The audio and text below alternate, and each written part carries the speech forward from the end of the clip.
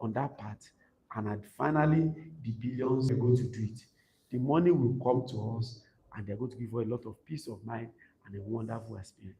There's somebody here, I want her to just give us something special. Anytime she calls, she's always loaded. We that go to Ibadan, we know her very well. She's Mrs. Agbaje. She's the governor of the Ibadan campus. That's our biggest campus. You're welcome. Something for you, very well.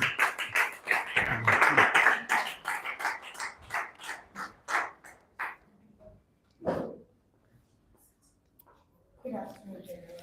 Good afternoon. Pleasure to be here today. I've been promising Dr. Yusuf that one day we'll just show up with us. He's always coming to be with us. I don't really have much to say. What I just want to remind all of us is, like he said, everything we need to be successful is already in us. We have it in us. You know, it's not just in some of us, it's in every single one of us. But it's now left for us to make a choice to go in there, bring that thing out, polish it, and bless the world who we are.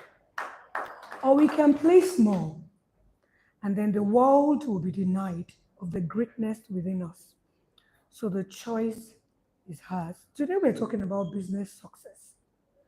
And we all know that failure is part of life. If you have not failed, you haven't done anything. A lot of people that are great in life have failed forward. The only thing that we can call failure is whatever it is that you failed at, that you didn't learn anything from. There's a Yoruba adage that says that Tomo obede ba shubu awowaju, tagbalagba ba shubu aweyin. That means when a child falls, he looks forward and look around and see who saw me fall. But when an adult falls, you look back to see what tripped me. So failure is you looking back, asking yourself, what did I do wrong in this process? How can I learn from it? And how can I move forward? So I'm just here to encourage every single one of us to make Dr. Habib proud. He has invested so much in us. He keeps pouring into us every single time. And all the things that he knows, that he was able to build his own 7 businesses, he has given them to us already. So it's not left to us. Are we going to make use of it? Or we're just going to take the knowledge and not use it? There's another Yoruba adage that says, "Entoko koloko bi oshento mulu." So I'm advising all of us, when we come here every month and we learn something, let us go back to our respective places and write a to-do list based on what we learned. So the next month when we come back here, we would have been better from what it is that we learned.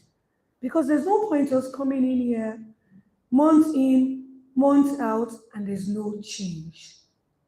The people around us that we talk to about 110, they will not listen because they keep wondering, if it's working for you, how come I can't see it in your life? Because then tó bá fẹ́ dáṣọ sọ́rùn èèyàn, tara ọrùn ẹ̀ lákọ́kọ́ máa wò. So slow and steady wins the race. Dr. Habib says, wẹ́rẹ́ wẹ́rẹ́ kìtì, but that wẹ́rẹ́ wẹ́rẹ́ must be consistent. Thank you so much for the opportunity.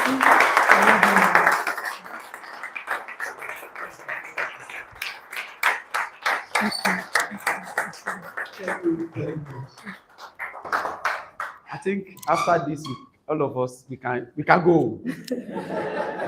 I'm always proud of what Thank you, darling. What she carried. She has fire in her. Mommy, we're very grateful. God bless you, man.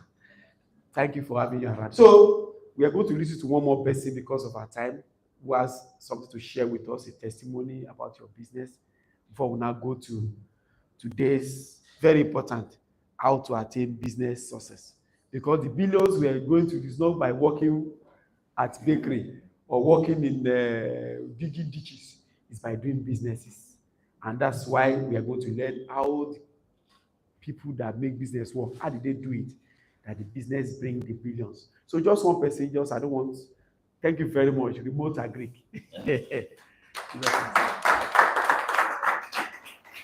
To the general billionaires. So I just want to reflect my journey here.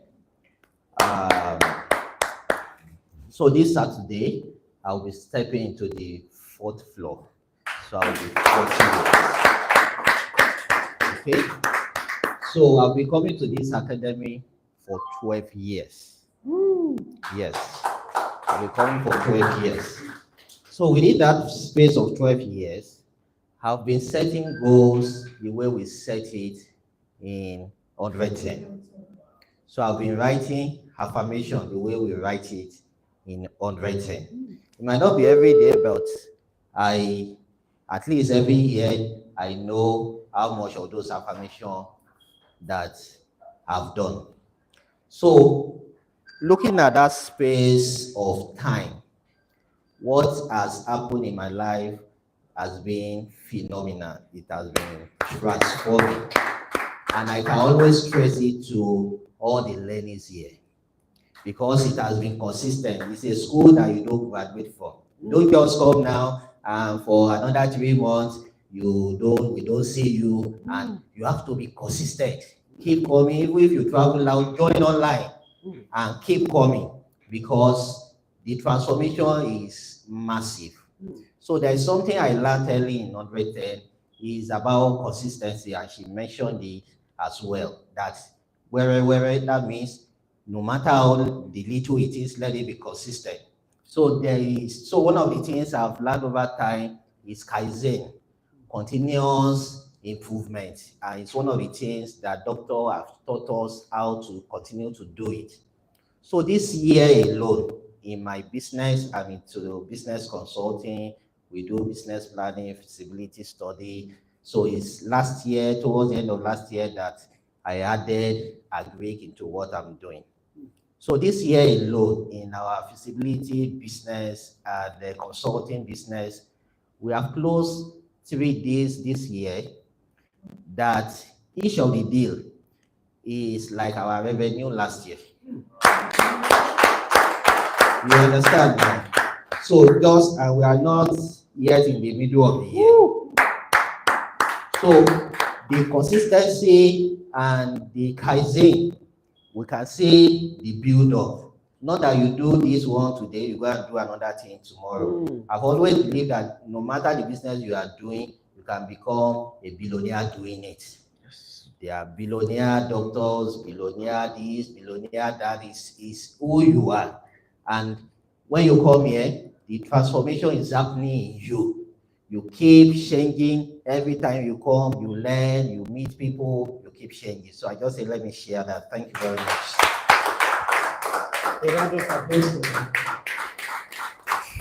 I love, he has said the same thing, consistency.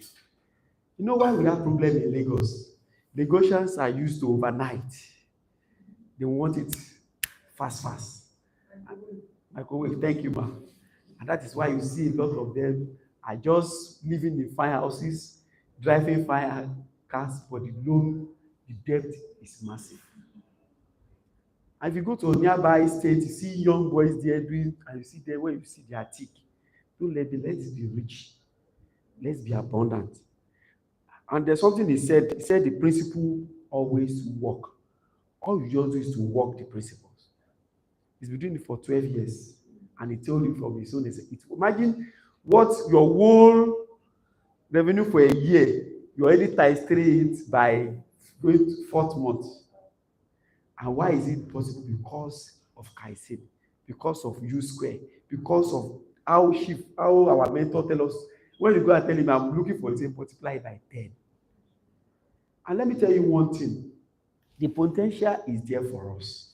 The universe is abundant, and it's just waiting for us to have that belief. Maybe you have that belief, you tap into it, it works on its own. There's no point to say much today. That's what we are going to do about business success. Please don't be like a man that wants to cut a tree. He got to the tree, he do pow, pow, then went to his neighbor. neighbor, will this tree fall? He go there, put 2. Then he ask people passing, will this tree fall? Later he abandon that tree, go to another tree. Bam, bam. Please, let's be focused. Let's be consistent. According to Dr. Yusuf, he told us that if you take 5, just 5 acts per day, he said no matter how big that tree is, one day that tree will come down. Not that you put 5 in this one, 5 in that one, then you have a lot of uncompleted projects. Let's be consistent. Let's be committed. And very soon, the billions will come to us. It's going to be another opportunity today as we will, as I will. Okay, welcome. Let me, Mr. Gutoye, please. Let me know. Good morning, generous believers. Good morning. It's good to be here. I'm sure we are all happy to be here. We're still expecting more. You want me to use this? Okay. Do I drop this? No. Use what? Both. Yes. Okay. Yeah. My name is Toyo Gotoye. I'm here to introduce the speaker for today, who I'm very proud of. But before then, let me thank and welcome our Ibadan governor for being here today. Her short YouTube videos have blessed me tremendously.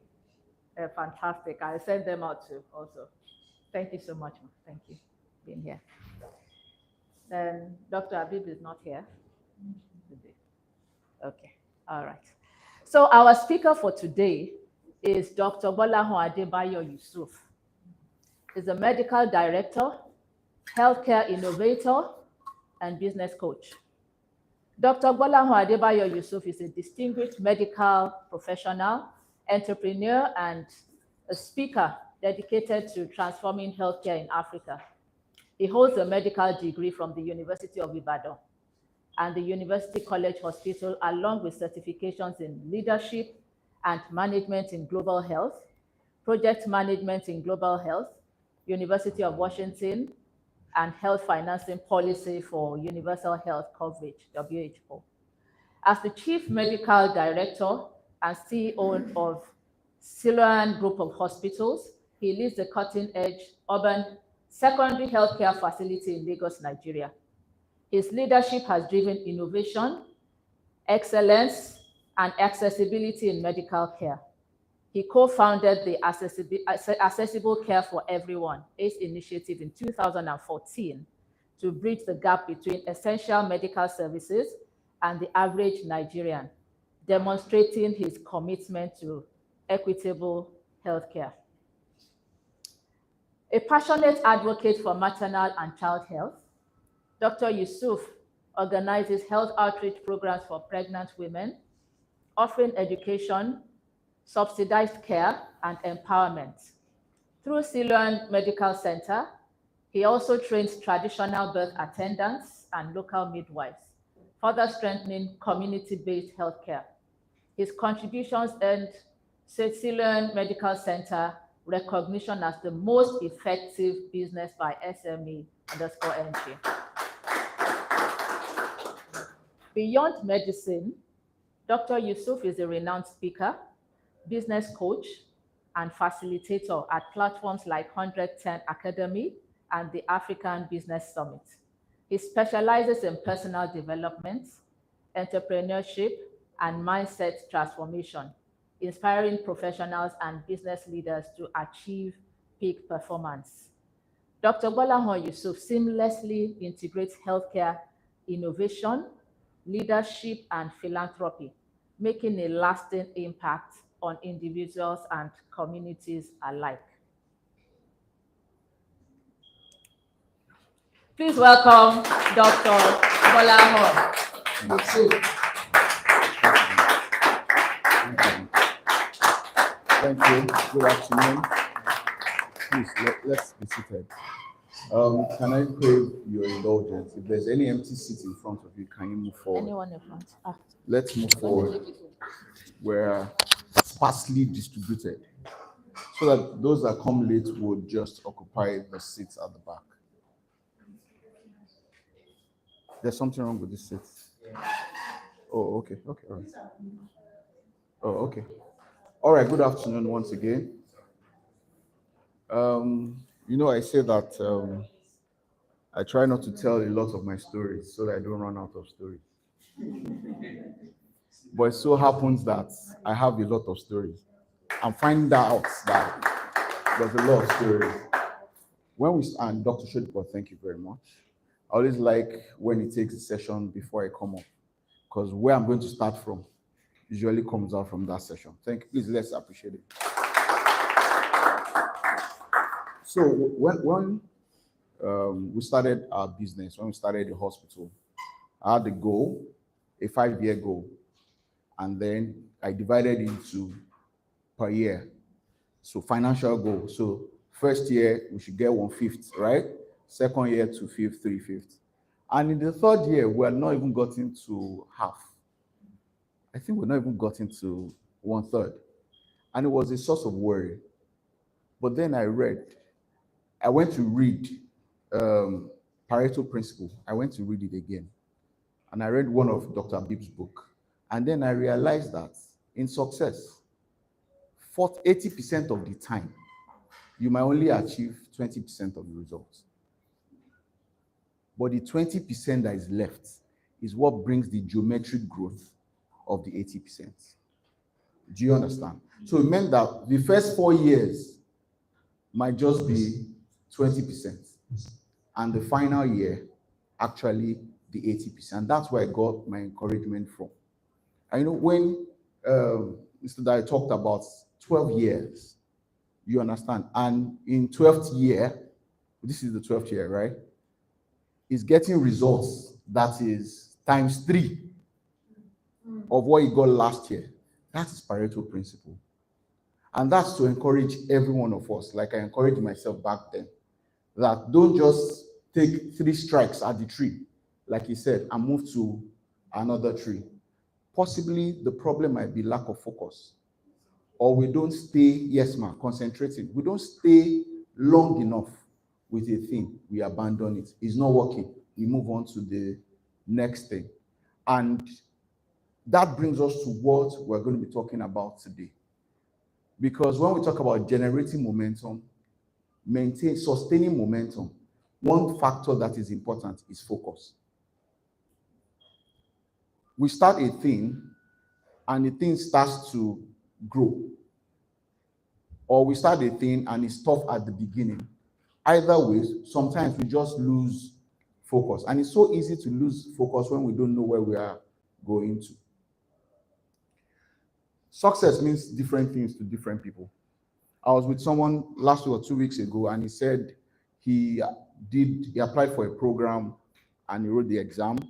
And I think the final part, you had to interact with the board, those that were going to certify him.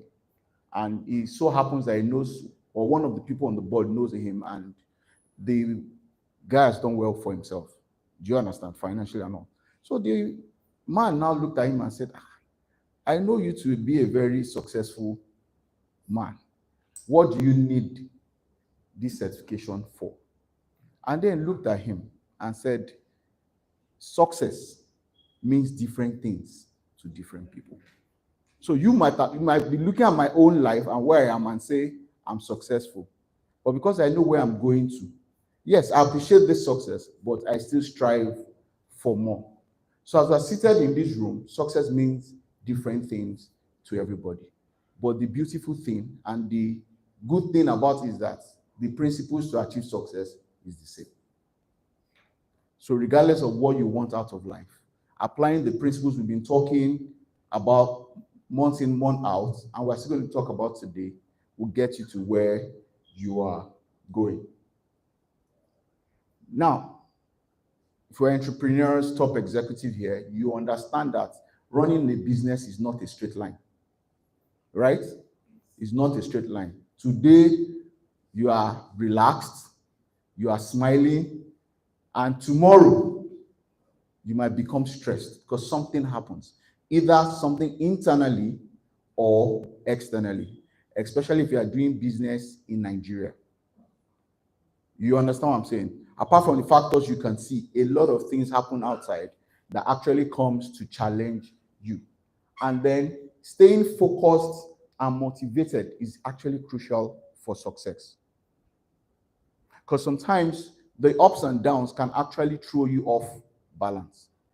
Sometimes you get so frustrated that you don't even know what to do. Or you get so lost that you get to work, or you're in a season where you have different business problems, staff problems, cost of materials. We'll just go. I use an example early this year, I think until very recently, for those of us that are doctors and everybody that needed to buy drugs, the drug market in Lagos was closed down. And a lot of drugs was difficult to procure drugs. If you're going to procure them, you have to pay. You understand? If they are told, if last year or in January they told us that was going to happen, we would say it's not possible. So you're having to deal with that, and right there and then in your business, you're having staff issues. And because you have staff issues, customer starts to complain. Then the generator is down. Then the cost of diesel. I've not spent a minute. I've told you like 6 major problems. You get what I'm saying? And you can show up at work on Monday. You've done your savers. You've done everything. And you show up on Monday and 6 things are facing you. Sometimes it can be overwhelming. And that can even make us lose focus or also motivation. And I've said it many times over that your business is an extension of you as the leader. If the leader loses his way, by extension, the business is in trouble. So today, we're really looking at how do we create this momentum. Let me use an analogy. A good number of us drive or we know about cars. When you start a car, okay, the days of manual gear, right? You can't start the car from gear 3, right? Okay, now I'm going to lose some people. Let's stay with. I forgot there's a different generation. So you're automatic. Even when you put it in drive and you start to drive, it doesn't move from 0 to 100 in 5 seconds. There are cars that can do that, but let's go there. The regular cars, it takes a while, right? It takes a while. You start to accelerate. Once you press the accelerator, you start to accelerate. And you can feel the resistance on your foot. You can feel it. But it gets to a point where for every pressure you apply, the car goes faster, right? And what did we do? When you start accelerating, you are just generating the momentum. There's resistance. Because Newton's law, first law, states that every object remains, I said I will not, okay, don't worry. Remains static, state of rest, or uniform motion on a straight line, unless acted upon by an external force. So the car was stationary. To move it, you have to apply the force. The power comes from the engine. But then it has to burn a lot of fuel to start. But once you overcome the counter force, what happens? It becomes easy. That's why we're not surprised when you start a business. The issues at the beginning of business, of your starting any enterprise, sometimes it's so difficult that you ask yourself sometimes, am I in the right business? I'm sure a lot of people can relate, right? And if you've stayed long enough and you apply everything you need to apply, a time comes where ease comes into the business, right? So you move from generating the momentum to now, the job now is to maintain the momentum. If you take your foot off the pedal, what happens to the speed of the car? All we're going to talk about today is what I just said. So the thing to do is not just, we're going to learn how to generate it, but then more importantly, how do you sustain the momentum? Because if you are able to do that, it helps you actually achieve your success, and every success after that easily. I put a quote here: success breeds success. The more you succeed, the more you want to succeed, and the more you find a way to succeed. Once you succeed in one thing, you want to succeed in the next thing, right? In fact, succeeding in one thing gives you confidence. One, you also, if you are retrospective, you also learn what worked. Am I right? So if you've learned what worked, you can just apply it for the next level of success. So if you're succeeding, the natural thing is to succeed more. And the easiest way is if your goals are 10 times what you wanted initially. You understand? If you want 10 times, I was having a conversation with my managers, I think last year or early this year, when we were trying to set goals. I'd set my goal, but I was trying to get them to get to see the goal I've set for the organization. Because I realized I needed to elevate their mind. Because I have learned in December that even the goal I thought I was going to set for them was too small. And I needed to elevate. And I asked them a simple question. I said, so our daily target is a particular figure. I said, the week we hit the target more than 5 times, more than 5 days in the week, what happens to the following week? Their motivation goes down. I found that because they feel that, oh, we've achieved it. And then I said, but what if you put your goal far ahead? Would there be any week that motivation will go down? No. And you also find out that you are going to, when you hit those numbers, you won't look at, you be happy for them, but you won't, your emotions won't be the same as when those numbers were your goals. And we tried it, and they have seen it, and they are happy. Because those numbers that they used to celebrate, if they hit those numbers now, they feel that we have not done anything. And that's also to explain the power of goal setting. After setting goals, of course, there are other things you do, which we also talk about, which I've said before. But setting the goals itself helps you focus your mind and the energy all around you to achieving them. So I said you start by building momentum. I've listed steps to help build your momentum. There are some assumptions, and because we've had those classes before now, we're not talking about, we've talked about setting up your team, we talked about building a $1 billion mindset, we talk about building an effective team. Now we're talking about what you do actually to build, to generate your momentum and sustain them. Now, goals. Success is goals. And I'm not sure we'll talk about anything here without mentioning goals. Now, if you're going to generate momentum, you can't generate momentum for people who don't know where they're going to. You understand? I talked about driving a car. You don't just get into your car, start it, and then you're driving. You have a destination in mind. And it's always important that you give direction to everything you're doing. So you want to set clear and achievable goals. Now, setting it, there's a lot that goes on into setting these goals, and we'll still talk about it in one of the slides coming next. But when you're setting goals, now, achievable is relative. Do you understand? What you consider achievable is relative. For example, a business that does a turnover of 500 million every year decides that next year they are doing 2 trillion. From 500 million to, okay, let's come, 50 million to 2 billion. People feel that it's not achievable, right? Now, somebody else with a growth mindset that has read U squared, that understands setting goals moves you closer to the goal, that is actually achievable. I needed to put it before someone said you wrote achievable, you are mentioning figure that is so far from where you are. So achievable is relative. And that's why when I was going to set the goal for our organization, I had to take their mind. I had to set their mind to where the figure I was going to call, they will look at it and think it's achievable. You understand what I'm saying? Now, you have to set clear and achievable goals. This is where we're headed.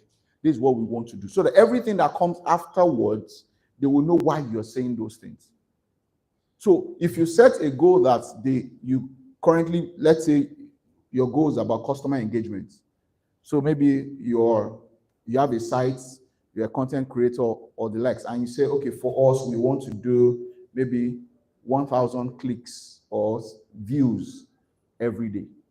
That's also a goal, because that translates into some, you understand? So we want to do 1,000 views every day.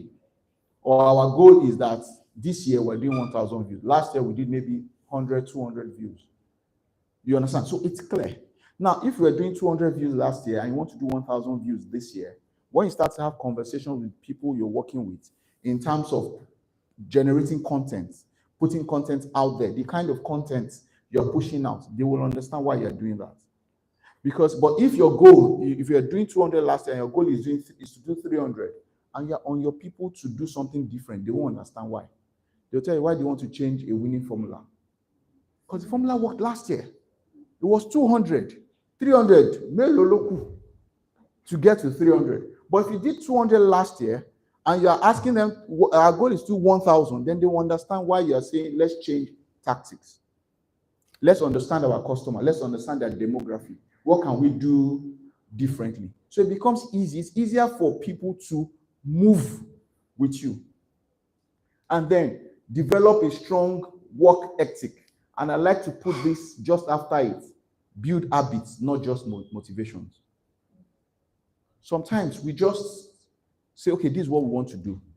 And then you're trying to get people to just, okay, let me give you an example. So we're talking about increasing number of views, you understand? And then some of the things that goes around that is the quality of your videos, right? The consistency of your videos, then what your videos talk about.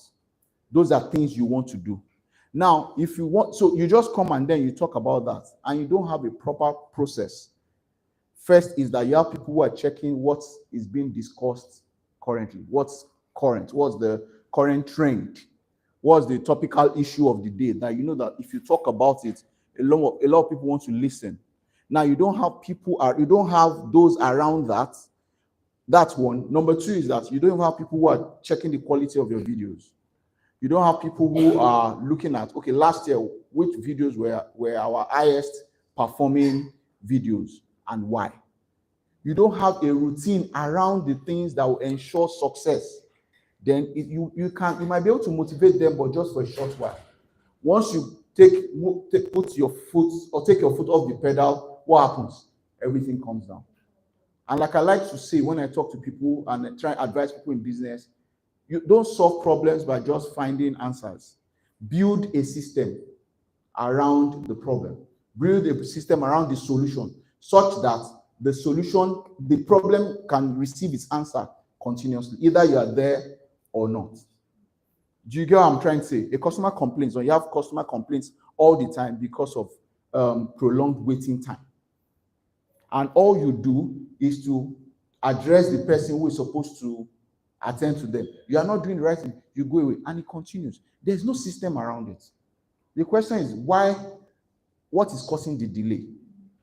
And if you ask in good questions, you find out that it's not just the person, there's another process, someone down the line. So is the one interfacing with the customer. So it's the one that all the blame will come to. But it was a chain reaction of something you could solve. And then you can look at that and create a system. So it doesn't matter if it's Ade or Abu that is there. You solve your problem. So it's important, really, to build habits, not just motivations. You want to see, how can I encourage these things? If we talk about personal development, I'm sure every one of us we read books in our organizations. I hope we all do that. Now, one of the things that does is to improve the staff. What that does is to cause them to get better personal development, because you know that by developing them, it's easy for them to do the things you're going to ask them to do. And this is important. Now, we want 1,000 views, but we break it down. In the first quarter, we want to at least double what we did last year. Do you understand what I'm saying? Now, in the first quarter, or even before the end of the first quarter, you double that. You want to celebrate it. When you do things for people and they say thank you, don't you feel good about it?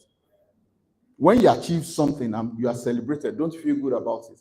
And the important thing we need here to help motivation and sustain it is the feel-good factor. So if we say that we want to do 400 views by first quarter, and by the first quarter we hit the 400 views, we should ring bell, right? Of course, moderation. Because sometimes if you over-celebrate, it might register in the brain that you have arrived. the brain is a very nice and wonderful thing, but it's important to celebrate small wins. Oh, it also helps because you now know that we are on our way to achieving our goal. We might not be where, like we say, we might not be where you want to be, but you are no longer where you used to be. So it's important to actually celebrate small wins. Find ways to celebrate it.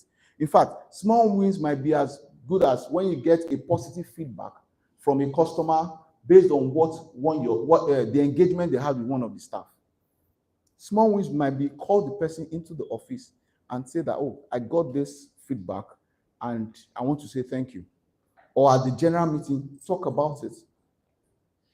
You understand? It could be as small as that, but you will find out that the level of motivation that we generate in that staff and also his or our colleagues to also ensure that they achieve that level of success.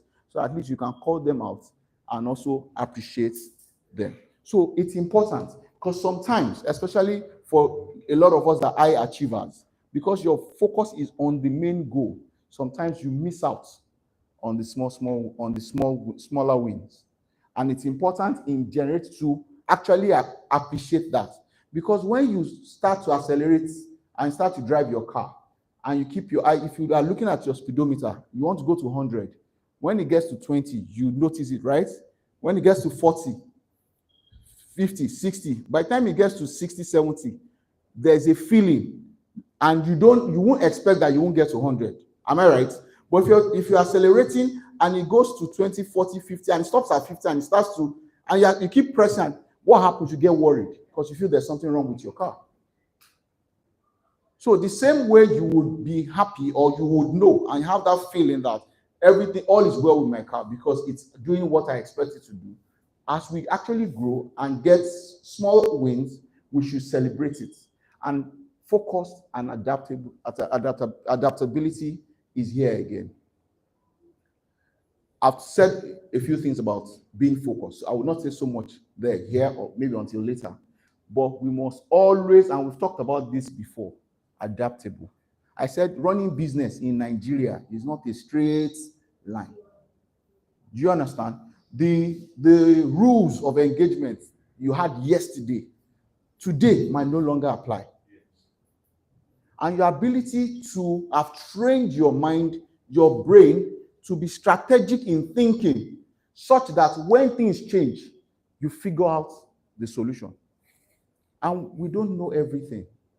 You don't have all the answers. There are times they've presented to you business problem that you don't know the answer. Your staff will come and tell you this. It's happened to me. I will just tell them. I will get back to you on it. But what I know is that somebody somewhere else has faced this problem before and has been so kind to have documented it and released it either in books or a video, because beautiful things, there are a lot of short reels. So Oguntoye talked about anti-cows videos. There are a lot of short videos where a lot of people have solved most of the problems or the problems that is to come. You know that you can go to book or thank God for AI. As they ask you the question, clean the statement very well, give it to AI, and look at the answer and pick the ones that apply to you. Do you understand what I'm saying? At least we are smart enough that when it gives you all the possible answers, you know this one can apply and tweak it. And sometimes when you apply it, it might not give you 100% of your results, but you tweak, you course correct. As you go on, you course correct. Okay, let's do it like this. It's not working. You do this. You have to be adaptable. And if you can't be adaptable, if you don't even have the growth mindset. And Carl said here today, when she finished talking, I just told myself that, can we just close and go? Because if you have not failed at anything, don't say, I have never failed. Such people have never tried anything. They've not tried enough. Yes, because every man, woman of repute have done amazing things in the world. If you go through their story, you'll find the times they failed. But one of the good things about them is that they're resilient enough. They have the growth mindset to say, what failed here? Why did I fail? What was I supposed to have done or I did not do that led to this, and they learn from it, and then they come out stronger. Because obstacles are not the end of the road. Obstacles are actually points on the way to make you better and better and stronger. So adaptability is also one of the things that helps you overcome obstacles. And then to do that is the last one I have here: continuously learn and improve. I've said that here before, I think it was last year. You would never stop becoming the student of your business. You are always the student of your business. You're always learning, because the more you learn, the more you will find better ways to do what you already do. A lot of us have been doing business for years. There are things you're doing now that is different from the way you were doing it before. Sometimes when you think back, you laugh at yourself that this was how I was doing this thing before. But the reason why you could do that is because you got better. And to get better is two ways. First, knowledge comes either from the people you associate with. And that's why it is said here, you don't allow your friends to choose you. You choose your friends, or the books, the experiences. The experiences also include the friends and all the things. Then the books you read. At least, if you don't have the friends that would help you well, you're already in the right place.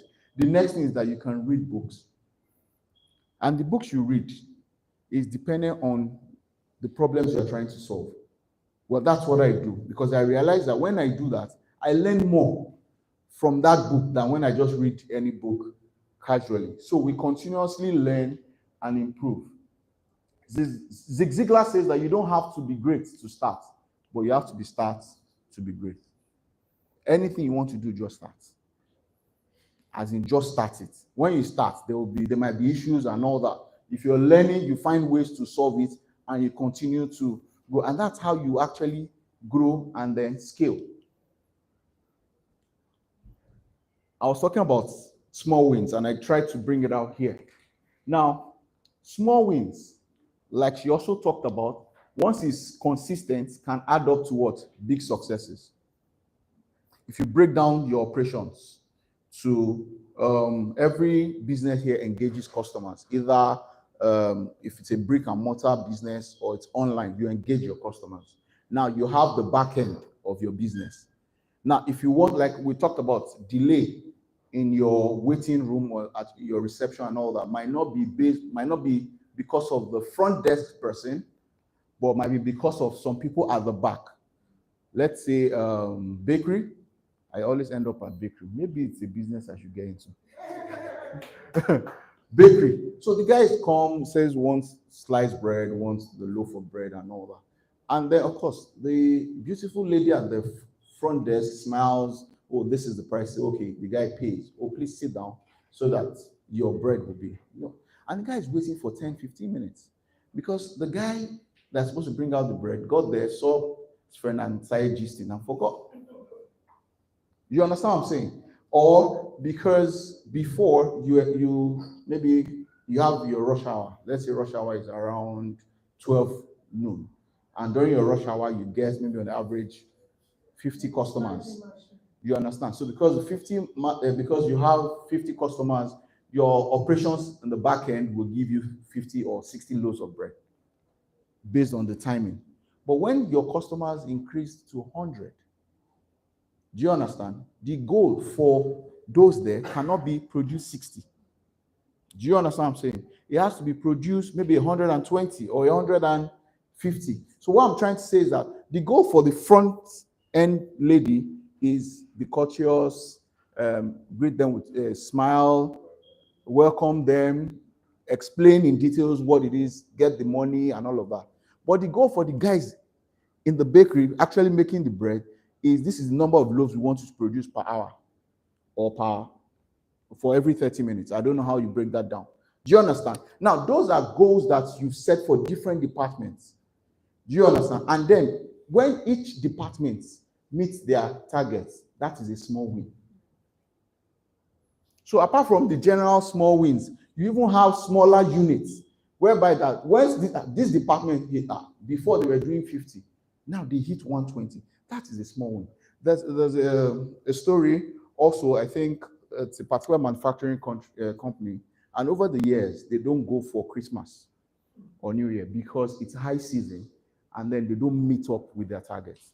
Now they got someone new who I knew, and then what she did was she had a conversation with them that I want you guys to go for Christmas.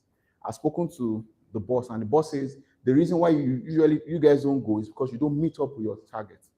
So you have to make this number of units of what they do, you understand, and they don't meet up with. And then she sat down with each of them, and she broke down the unit and says, because it's an entire line.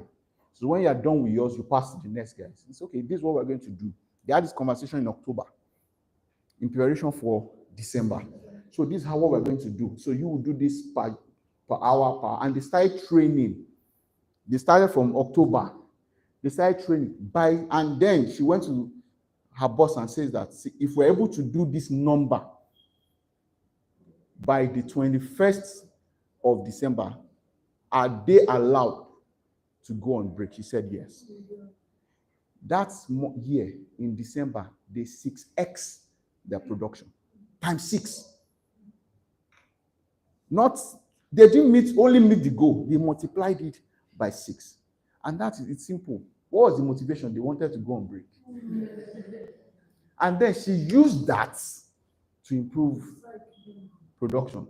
But she didn't appear in December and say, yeah, let's start doing. They started from October to train.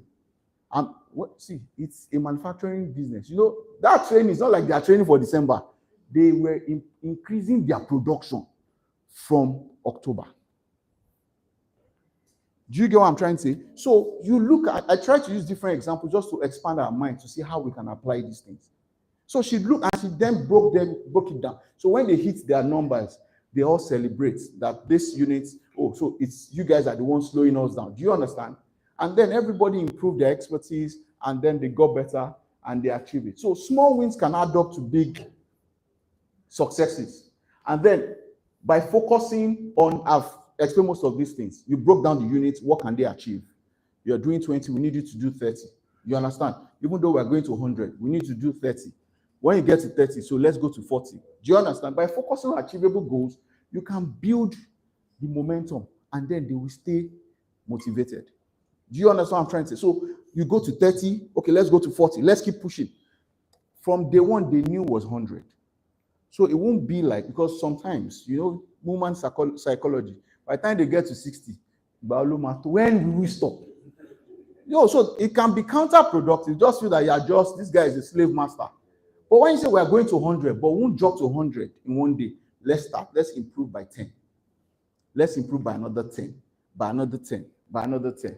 And then what you are gunning for is the compound effects of those smaller wins. We talk about compound interest. Abi, when we talk about money and investment, it also comes to play here. The compound effect of all those small, consistent actions will snowball into large outcomes. Momentum builds confidence, and that confidence will fuel more action. Okay, I said a little about obstacles when I was talking about adaptability, because one of the things in business is obstacles. You understand? In Nigeria is obstacles. They will come. And then how do we actually overcome these obstacles? I've talked about adaptability also, but it's also important to identify potential obstacles. If you've done business long enough and you're a student of your business, sometimes you see the obstacle before it actually arrives. Sometimes you look at, this is the setup of my team. This is what they can do. They are good with this kind of task. But if you get this other one, there'll be a problem. Then you start to course correct or teach them so that long before the questions are asked, they already have the answer. So yes. So as business leaders, it's important that you're always looking at what are potential obstacles so that we are proactive and not reactive. And once you identify that, you already have a contingency plan. In fact, sometimes you start those kind of things. Because, for example, if you have a start, okay, let's look at what other business we can look at. Okay, we'll stay within the ones we have talked about. So, for example, we're still looking at the online business, content creation and all that. And you find that most times your videos that have to talk about politics are the ones that are getting more attention, especially let's say you started off around election year. You understand? So 2020, when is next? 2027, right? So let's say you started 2024, then 2025 you started to experience a massive, turnout on your site, and you looked at the videos that are working at political videos, and because election was coming, everybody's talking, everybody's interested.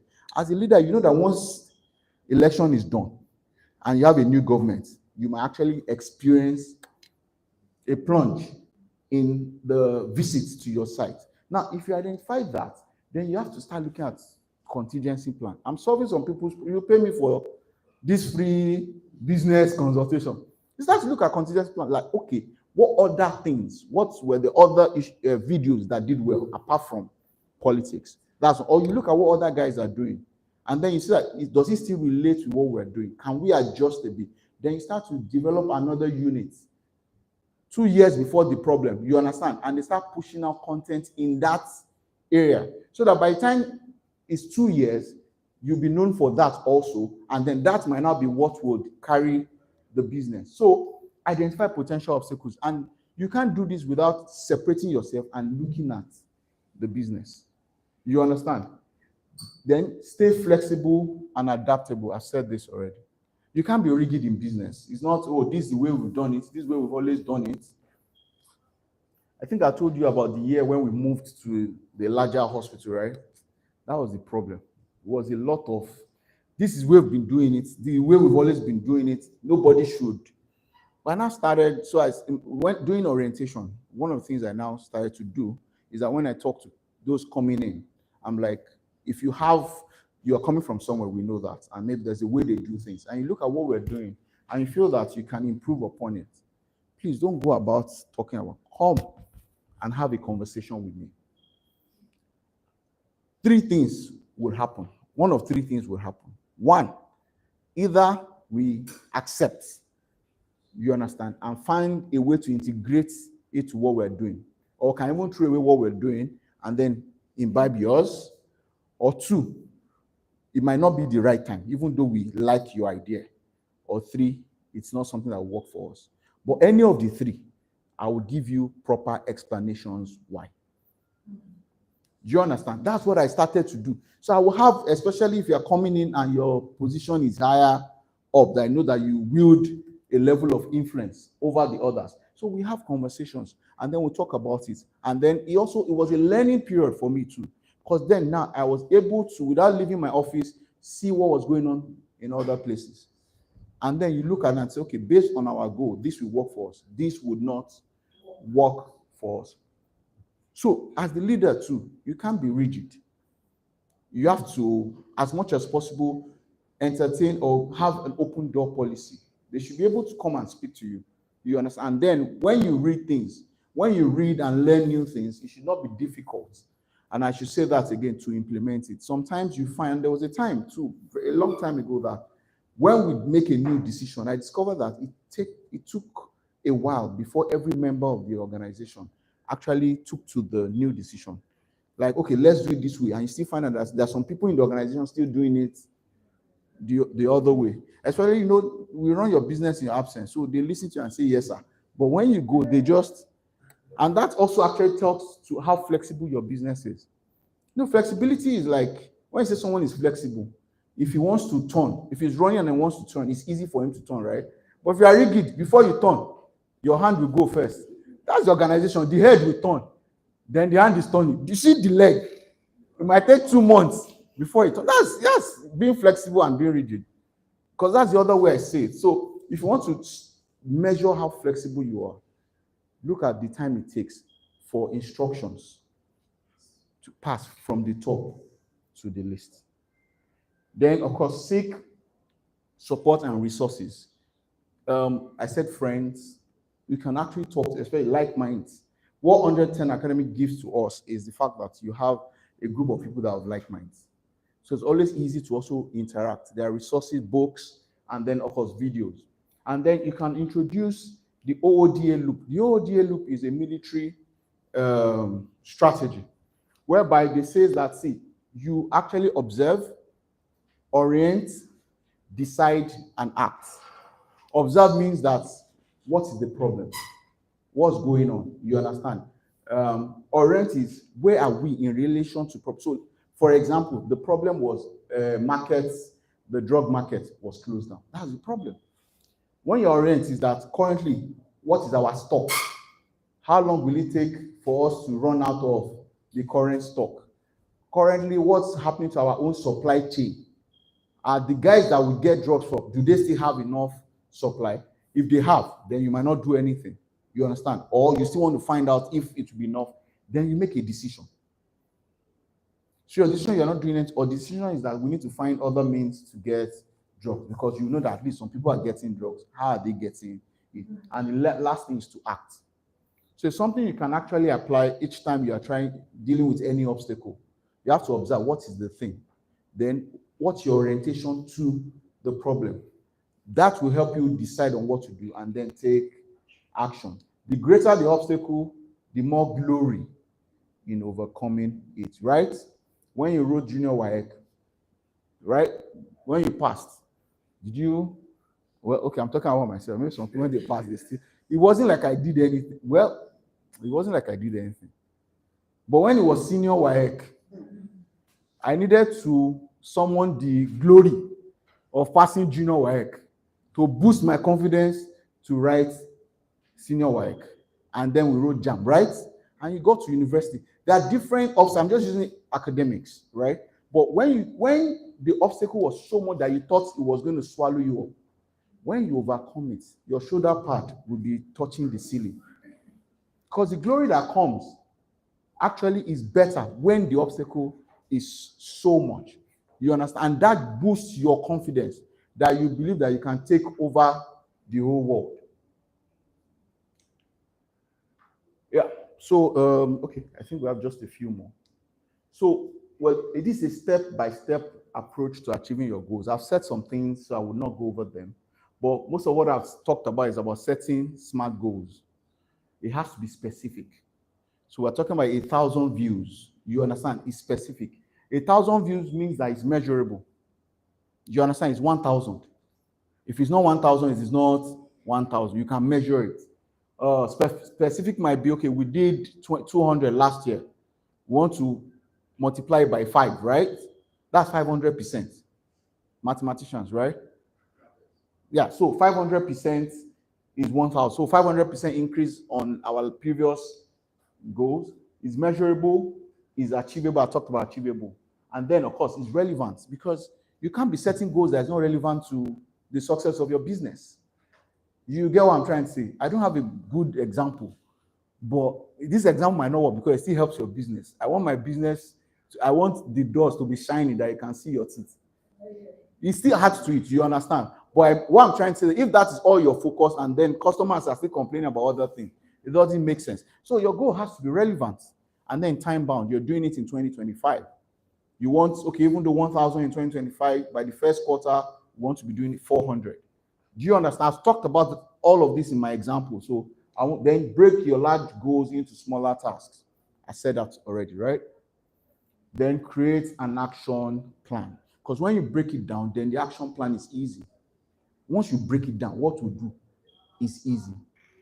And I think was like, I can't remember the title where I talked about the simplest way to get 20 things to do in your business. The easiest way is to break your business into different units. Take each unit and find out, okay, how can I improve this one? If you broke them down to 5 units and you find 4 ways to improve each of them, you will get 20 things. It's very easy, especially if you are the one doing the business and you're part of the business. Then track progress.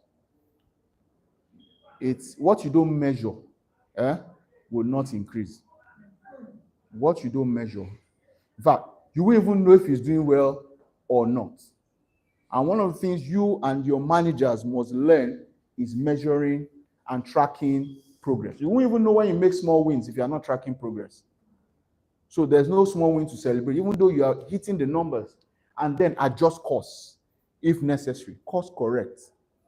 If this is what we want to do, it's happened before that we felt, oh, this strategy worked in one branch. And we discovered that this strategy is not working in the other branch. We sat down and looked at it and we realized that, look, the kind of people marketing that to in the new branch, they're a totally different demography. What worked there does not appeal to them. And then we changed course. You understand? And we got some success, which we are still changing. We still had meeting yesterday. What I still discussing, what I told them in the meeting is write down describe the kind of people you want.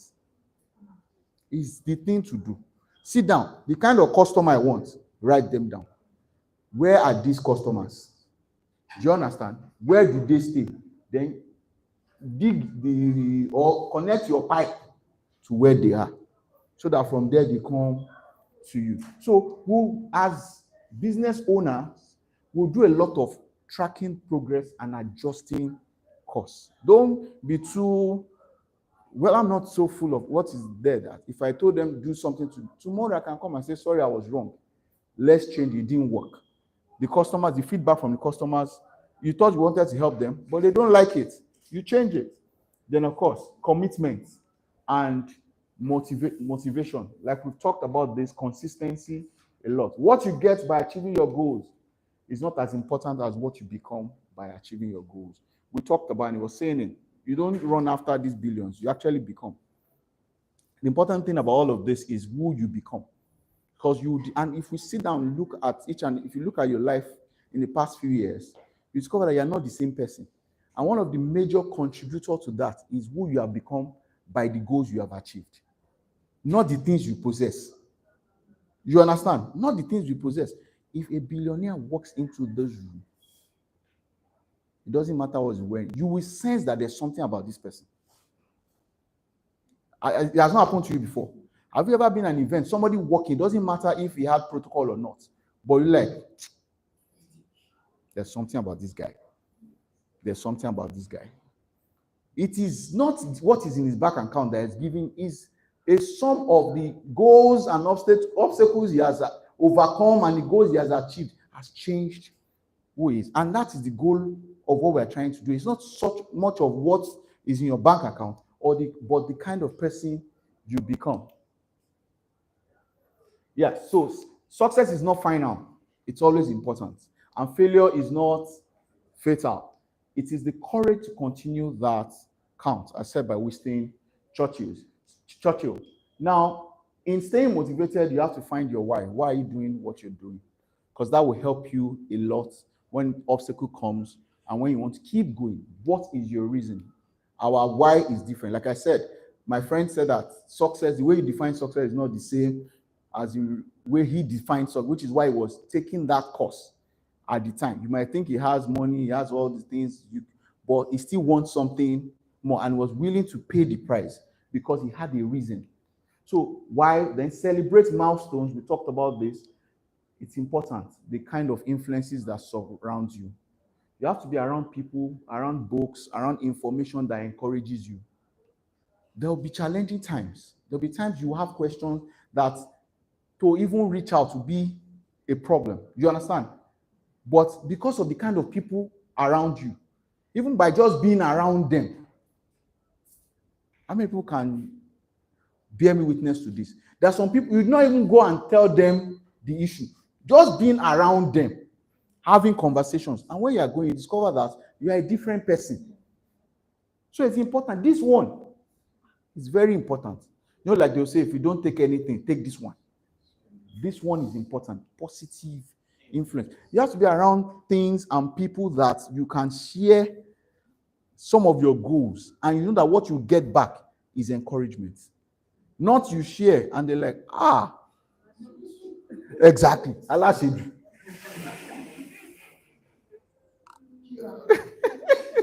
You know those kind of statements that will just demoralize you. But people who can, because sometimes we feel that the higher we go, the more you must go it alone. But we found that, and thank God for what our president has done, Dr. to show that, see, you don't have to go it because it's there's a Yoruba, I don't know how to say, so don't let me say anything. But let me say, the more the merrier. Yes, the more the merrier. If a lot of people are at the top, I can be in your presence, and I don't feel that if after all the things I say, before I go, I'll get text message. Say, bros, urgent to keep. you understand? Because I've shared with you that I have billions. So what is 2K in billions? Do you understand what I'm trying to say? Or I'm around some people, you cannot even express yourself.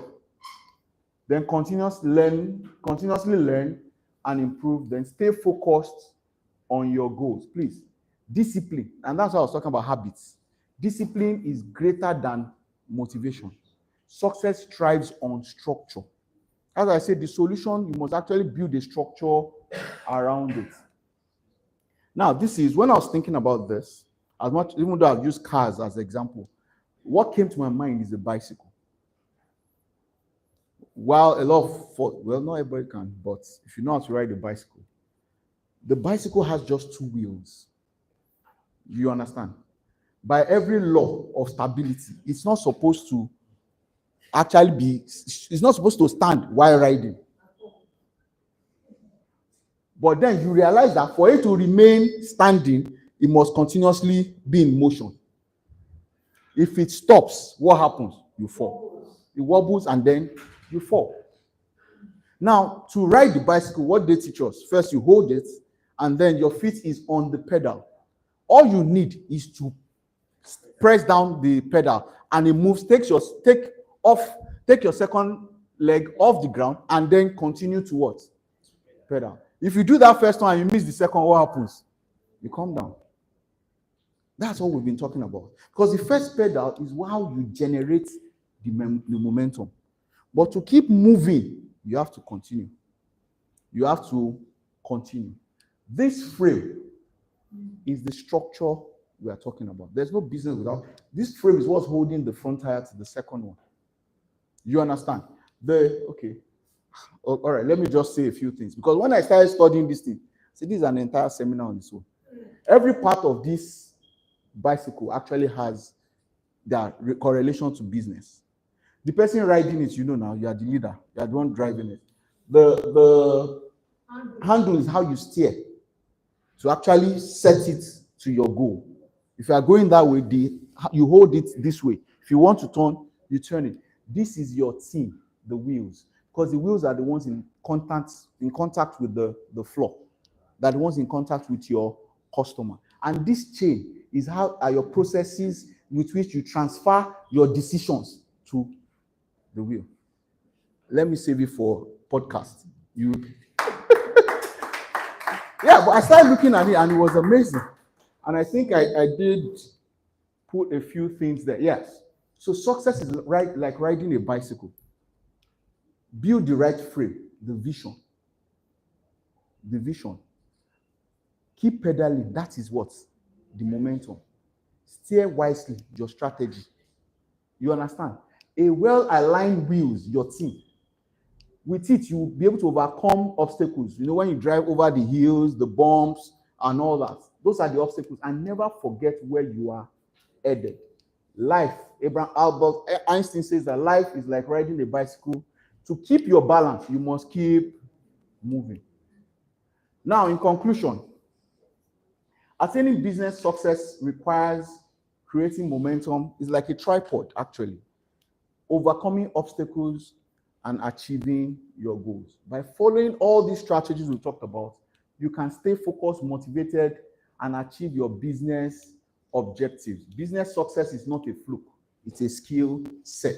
Anybody that succeeds in business, there's a skill set. Learn it, apply it, you will succeed. With vision, focus, and courage, momentum becomes unstoppable.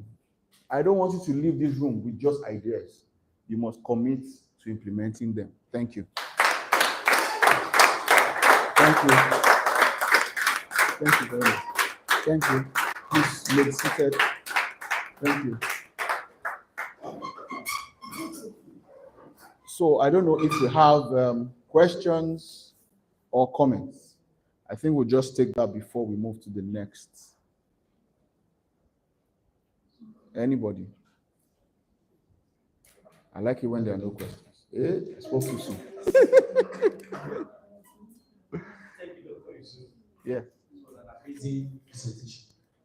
Actually, well, it's just for you to affirm it more. Because when I came here, I was looking at our numbers.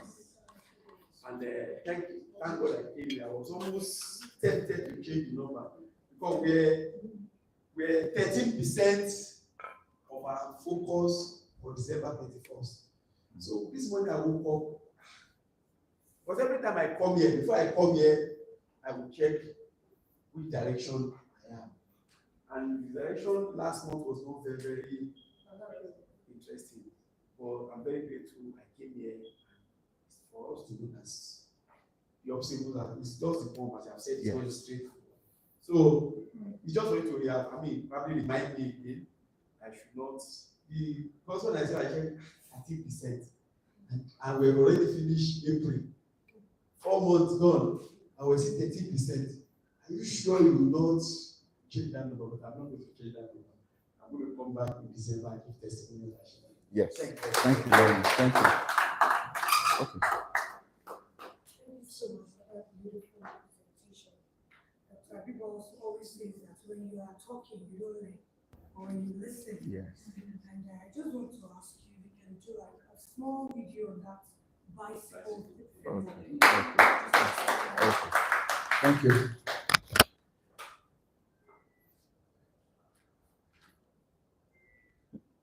Any other question? No, I will do the video later. Because the silence was like I should. That's what you meant, right? Okay, yes. So we have our magician here, Sally. You can turn anything, and then when you see it, it's magic. Yeah. All right. So, okay, let me just say, and I think you already answered that. Don't change your numbers. Like I also was tempted then, but I just encouraged myself that it's Pareto principle, and then just know that as long as you're doing the right thing. So the question is why? Like I said, for us, we have to ask ourselves, the customers we are looking for, what kind of customers? You understand? We want paying customers. You understand? We want wonderful, and with that, one of the things that happened yesterday was, okay, so come up with an affirmation around this. Then also we did, where are they? How do we get them? What would attract them? That also would actually help. All right, thank you very much. You've been a wonderful audience. Till we meet again next month. Oh, okay. Yes, sir. I'm sorry. I'm Esther Martins. I'm a retired nurse. I'm retired 2006. Let's back up to 73. My question is this: I'm into hospital things, theater, music, reform, and all of that reinforced. But one thing recently, if I call my customers, those who have been buying, I said, it's been a long time. I said, auntie, we still have them now. You supply quality things. And now at a fix. What do I do? Do I supply inferior things? I don't know how to go about it. Although they've been giving me referral, but I still want more. Like, you don't want to be starting. Like academic suite, I just told my sister. Because, the last time we went in Ibadan, because I stayed in their street, they still been calling me. Yeah, I should be coming to Ibadan to sleep in your hotel. So I don't know what to do. We tell them, they will say, we still have them. There was a time I went to one hospital. They now asked me, please, how did you get to know about us? So what is this? I said, I always Google, I look for hospitals and all that. They said, we are doing a good job. When they patronize me. But I still want more. Please. How do I go about it? Okay, so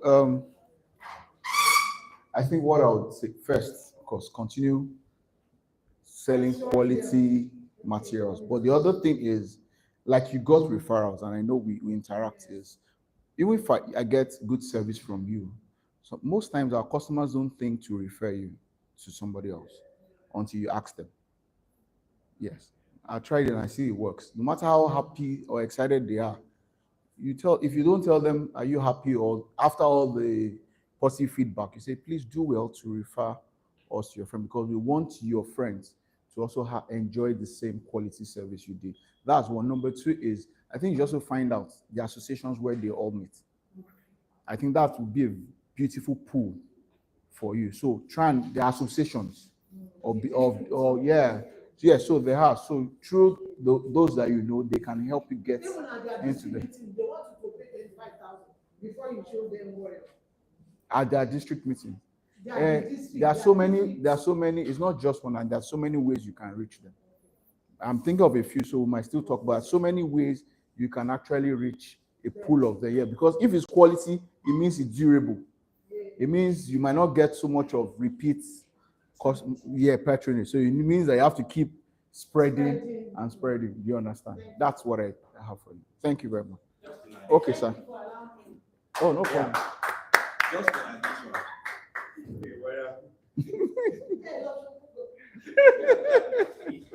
Thank you. Just an addition.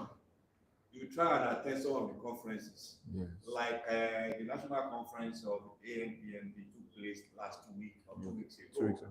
So if you have attended, you will have seen a large crowd. You will be connected all over the country. Yeah. And so you can now have more customers. Yeah, that's another one. Thank you. So you have my phone number. So I always give you the information about that. Okay, thank you very much. Okay, so we'll invite this is for okay. To give us a health talk.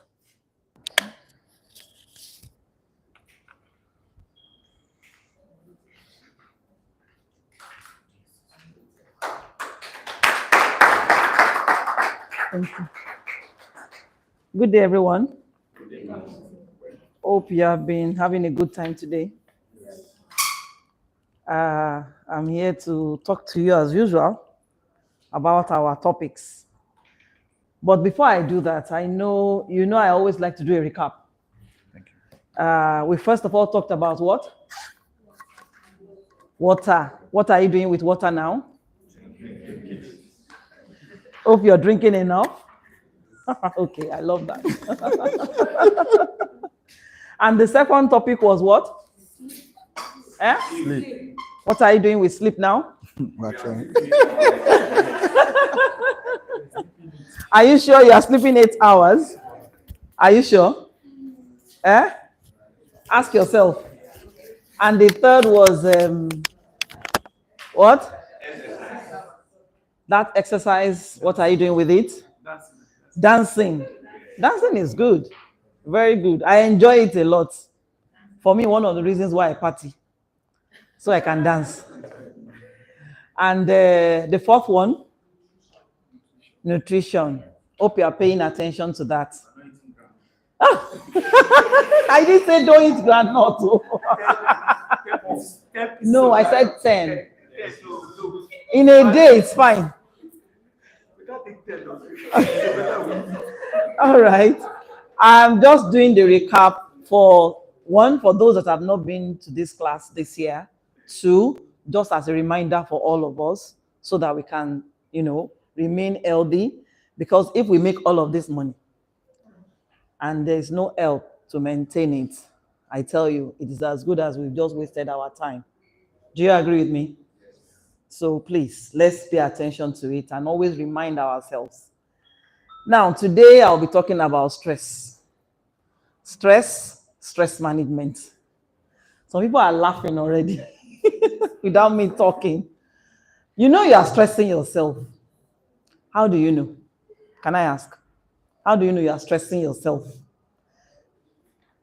One thing is that every human being, your body has a way of talking to you. So we have to learn to listen. You see that headache?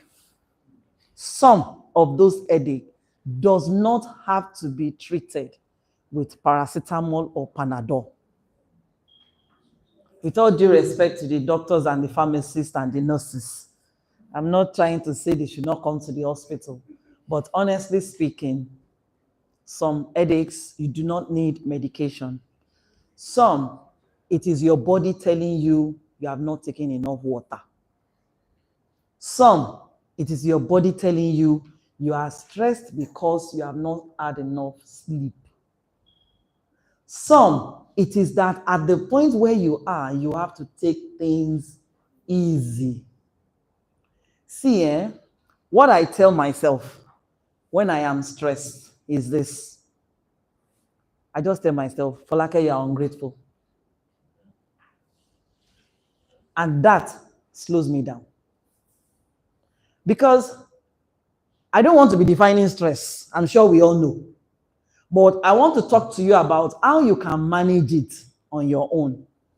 First things first, anytime something is working you up, something is freaking you out, the first thing to tell yourself is you are ungrateful.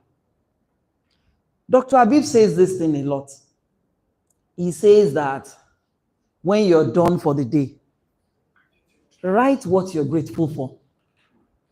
Honestly speaking, when you are writing your blessings, when you are writing the reason why you are grateful, that stress will disappear. Because what is stressing you is what you think you are not able to do, what you think you don't have control over, right? Then I also advise that when you are stressed, look for things that can calm you down. Apart from me telling myself that I'm ungrateful, I love music. For those that check my WhatsApp status, I love old school music. And most times when I start posting, I tell you, at that period, I am stressed. The moment you start seeing old school music on my status, know that I am freaking out at that point. But what I do is I just go to TikTok and I type old school music. The moment I type that, it brings me Tevin Campbell, different people, you understand? Whitney Houston, all of that.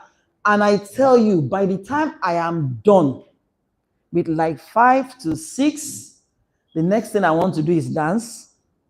And by the time I start dancing, whatever the issue is at that time, I'm able to get over it. And you can only get over issues or stress when your mental state is okay. Any decision you take when you are stressed out, trust me, most times comes out bad. So you actually need to calm down. Do not allow anything to work you up. When you are counting your blessings, you will know that that problem, you will have to take your time to find the solution. But when you are beating yourself, blaming yourself, that thing should not have happened. I should have done it that way. Why did I allow this one? And guess what? Some people, don't let me say God created them to be problems. With all due respect to any artisan in this room, artisans can frustrate somebody. They will make you, in fact, if you are a very good God-fearing person, they will teach you to curse people.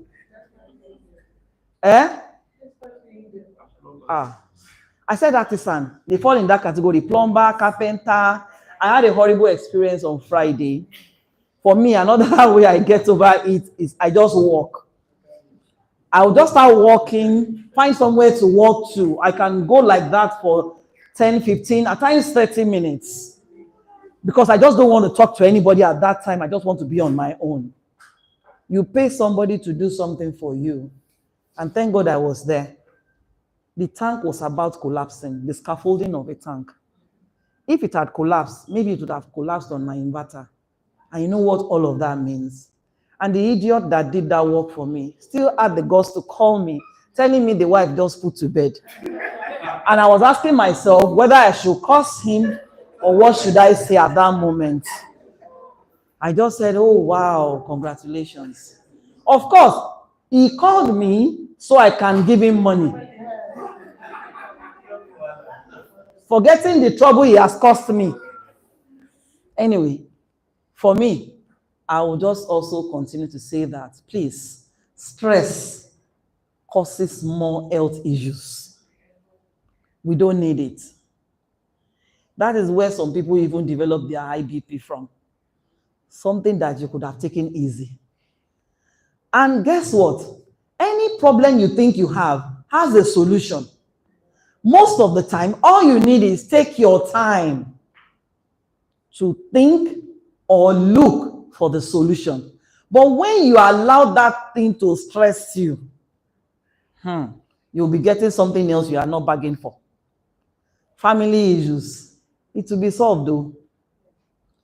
This person says you come and borrow him or her money. Please, What do Yoruba say? Shebi otimo. No do pass yourself. Oh. And I tell people that you are not ice cream. You cannot please everybody. Some people actually don't like ice cream. So if people don't like ice cream, how can everybody like you? As sweet as ice cream is, how can everybody like you? So when things happen, please be the one to talk to yourself. The best thing to do at that moment, start writing what you're grateful for. Before you finish a page, your nerves will be calm. Also, look for what can calm you. Music, take a walk, do something that is interesting. And, I'm sure you get over it. Also, like the president will say, avoid news. Before you and somebody will be arguing about Donald Trump or arguing about Tinubu, please leave, or very dark man, leave people, or Natasha, leave people alone with their topics. The last I checked, what I tell myself is that, how much would that bring? If it is not going to give me money, why do I have to stress on that topic? And if you have friends that you know that that is their area of specialization, mind your discussions with them. There are friends you have to block on WhatsApp because the only message they are sending to you are things like this. It doesn't mean you can't call one another. You can call one another, you can interact, you can have time around in town and all of that. But you know that there are some topics that will cause issues between the two of you. And the person will not stop sending it to you. Please, for your mental health, block that person. For me, I will even tell you the reason why I'm blocking you. Because I will first of all warn you, can you stop sending me those messages? First warning, second warning. By the third time, I'm going to tell you that the next time you send me such, I would have to block you. So if we need to communicate, it's going to be via calls. Because WhatsApp, you feel you have time and then you're sending some nonsense broadcast. I don't need it. If you need it, consume the information. I don't. And also we have friends that you know that you have different political views. For me, strictly, two topics I don't discuss: politics and religion. Please avoid me. I tell them, hold your faith, let me hold mine. Hold your belief in politics, let me hold mine. We don't have to discuss that so that we can both be sane. Honestly, it is funny, but it is the truth. So please, you own yourself to make sure you are avoiding stress. Another statement that I love is, do not allow anybody to live rent-free in your head. It depends on you. Anybody that is going to stress you, that is going to give you wahala, avoid the person as much as you can. If the person is your business partner, do business and go. You know that other platforms you can't function together. So please, let us stay alive, healthy, stress-free. Some people, you look at them and you think that what are they on your own, right? Please, it is important to be empty on your own. Let your thinking go towards how to be a better person, how to be better in your business and your life generally. But anything that will stress you, avoid it like the king wants to kill you so that you can be better. Thank you.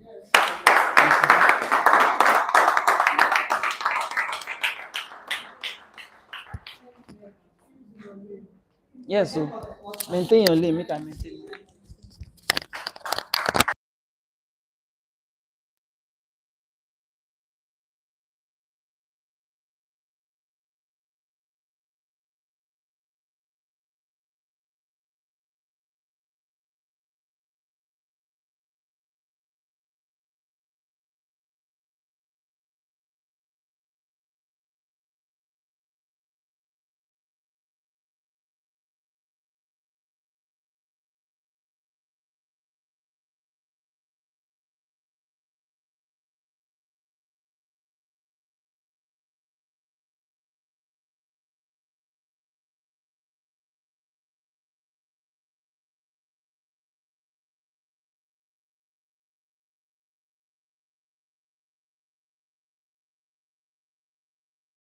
books that will guide you to along the path of development and wealth creation.